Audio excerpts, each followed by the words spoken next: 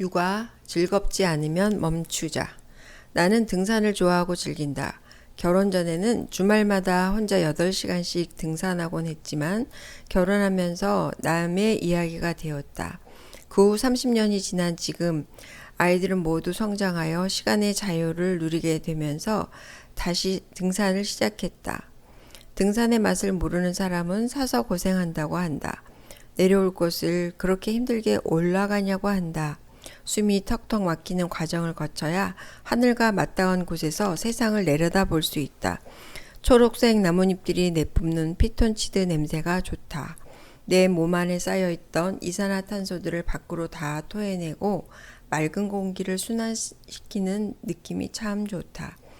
훨씬 가벼워진 몸과 맑은 정신으로 하산하는 여정 또한 즐겁다. 등산은 이런 묘미로 즐긴다. 독서도 참 힘든 일이지만 그 맛을 아는 사람은 독서를 즐긴다. 공부는 독서보다 더 힘들지만 공부의 맛을 아는 사람은 몰입하며 즐긴다. 직장에서의 일도 즐기면 참 즐거운 일이다. 같은 일을 해도 어떤 사람은 즐겁게 하지만 어떤 사람은 생존을 위해 억지로 해낸다. 육아만큼 세상에 힘든 일이 어디 있겠는가. 2돌 무렵에 아이의 떼쓰기는 성장하고 있다는 증거이니 조금만 기다려주면 다시 안정기가 온다. 이것을 모르면 떼쓰기는 육아의 고충으로 생각한다. 자녀의 발달 과정을 잘 알면 육아는 참으로 보람있고 즐겁고 행복하기까지 한 일이다. 무슨 일을 하든 그것을 책임으로 생각하고 억지로 할 것인지 즐겁게 할 것인지는 나의 선택이다. 어떤 상황을 해석하고 반응하는 것은 전적인 나의 자유이다. 긍정에 초점을 맞출 것인가, 부정에 초점을 맞출 것인가. 무슨 일이든 즐겁지 않으면 그 일을 하는 순간은 행복하지 않고 그런 감정은 주변 사람에게도 행복하지 않은 기운으로 흘러간다. 내게 주어진 일, 내가 하는 일이 즐겁지 않으면 그 일을 멈추고 관찰자가 되어 나를 바라보는 시간을 가져보자. 해야 할 일이 즐겁지 않다면 즐거운 요소를 찾아 즐거움이 되도록 나의 의식을 바꾸든가, 그래도 즐겁지 않거든 다른 것을 찾아 선택하고 현재 상황을 벗어나는 것도 좋다. 억지로 한다면 먼저 나 자신이 행복하지 않고 다른 사람에게도 부정의 에너지가 흘러간다. 세상 살면서 어찌 즐거운 일만 할 수 있는가? 힘들어도 참고 하는 것이지. 모두 그렇게 살아간다. 라며 체념하듯 살지 말아야 한다. 가정에서든 직장에서든 관계 속에서든 오늘 여기 나에게 주어진 상황을 즐기려면 잘 생각해야 한다. 즐거움의 요소를 찾아내야 한다. 분명 즐거운 요소는 있다. 어린아이가 놀이를 즐기며 행복해하듯 진정으로 무슨 일을 하든지 즐기는 자는 내면으로부터의 자유가 있다. 부정적인 사람은 상황에 대한 해석을 즐거움보다는 부담으로 대한다. 그러나 긍정적인 사람은 자신이 처한 상황을 자주적이고 주도적인 생각으로 바라보고 즐긴다. 누구에게 종속되어 피동적이지 않고 자기의 삶을 사랑하며 창조하며 즐기는 사람이다. 사람을 대할 때는 사랑을 품고 생각하라. 주어진 일이 즐겁지 않으면 멈추라. 그리고 생각하고 인식을 전환하든지 떠나자. 삶을 항상 기뻐하라. 자녀 양육도 참 즐거운 일이다. 그런데 자녀 양육이 즐겁지 않고 힘겹게 느껴진다면 멈추고 진단해 보아야 한다. 무엇 때문에 힘든지, 처방전은 무엇인지. 자식은 나의 소유물이 아니다. 자식은 나의 소유물이 아니다. 주인이 내게 잘 돌보라고 맡긴 대상이고, 그래서 다시 주인에게로 돌려주어야 하는 마음으로 키워야 하는 존재이다. 내 소유인 양 내 마음대로 해도 되는 대상이 아니다. 그런데 이런 마음을 가지고 자식을 대하기란 쉽지 않다. 자식을 나의 소유로 생각하기 때문에 나의 자존심을 걸고 내 자녀가 남보다 더 잘하기를 바라는 것이다.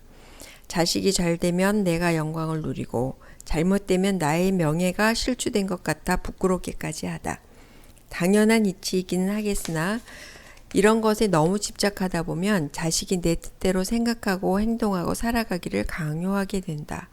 그래서 자식이 잘못해서 남에게 지적당하거나 경쟁에서 지면 자존심이 상하여 못 견뎌 한다. 자신이 시키는 대로 하지 않아 원하는 결과를 만들어내지 못했을 때는 버럭 화를 내거나 비난과 정죄의 언어를 쏟아내며 자녀들을 노엽게 만든다. 심지어는 신체 학대도 서슴지 않는다. 자식은 내가 아니다. 내 자존심을 내려놓고 아이를 아이답게 봐주는 것이 자녀 양육에 큰 유익이 된다. 한 발자국 떨어져 관망의 자세로 자식을 볼 수 있어야 한다. 교사의 입장에서 내게 맡겨진 아이 정도로 생각하면 훨씬 바른 양육을 할 수 있다. 아이의 마음을 읽어보려는 노력이 좀 더 수월해진다. 그래서 그 아이의 세계를 인정하고 인내하며 관망하기가 수월해진다. 부모로서 심고 가꾸는 수고는 하되 온전하게 자라가게 하는 것은 내 영역이 아님을 알고 겸허해져야 한다. 부모들아, 너희 자녀를 노엽게 하지 말라. 말은 보이지 않지만 권위와 권세가 있다. 말로써 사람을 살리기도 하고 죽이기도 한다. 말로 자존감을 세우기도 하고 자존감을 떨어뜨리기도 한다. 부모가 자녀에게 하는 말은 자녀를 비추는 거울이 되어 자신을 인식하게 된다. 부모들이 자녀 양육할 때 가장 잘 안 되는 것이 존중하면서 키우는 것이다. 부모가 주어진 권위를 가지고 자녀에게 강요, 지시, 명령, 판단, 비교, 평가 등의 언어로 자녀들을 노엽게 하곤 한다. 부모는 권위가 있어야 하지만 권위주의가 되어서는 안 된다. 부모는 자녀를 보호하고 필요한 자원들을 공급해 주어야 하나 부모의 권위를 권력으로 남용해서는 안 된다. 내 기분이 좋으면 한없이 존중했다가 그렇지 않으면 버럭 화를 낸다. 내 뜻대로 잘 따라주면 세상을 다 줄 것 같이 칭찬하다가 뜻대로 따라주지 않으면 비난과 정죄의 화살들을 쏟아낸다. 내 자식이니까, 내가 사랑하니까, 어리니까, 힘이 없으니까 라는 생각으로 언어적인 정서학대와 힘의 횡포로 자녀들을 노엽게 한다. 어린 자녀들은 낙심하여 어찌할 바를 알지 못하고 방황하다가 자기도 모르게 엄마 아빠를 닮은 모습으로 성장해 간다. 이렇게 자란 아이들은 장차 자기의 어린 자녀들에게도 또 그렇게 할 것이다. 아이들은 부모와의 관계 속에서 아름답게 빚어지기도 하고 험상궂게 빚어지기도 한다. 존중받고 자란 아이는 남을 존중할 줄 아는 사람이 된다. 부모로부터 공감과 배려 속에서 존중받으며 자란 아이들은 자기가 경험한 만큼 다른 사람을 공감하고 배려할 줄 아는 사람이 된다. 부모의 무지함과 힘의 횡포 속에서 분노 가운데 자란 아이는 세상을 비관하며 자신이 그렇게 존중받지 못한 것처럼 다른 사람을 존중하지 못하는 사람이 된다. 아이들은 본능적으로 두려움과 죄책감을 갖고 있다.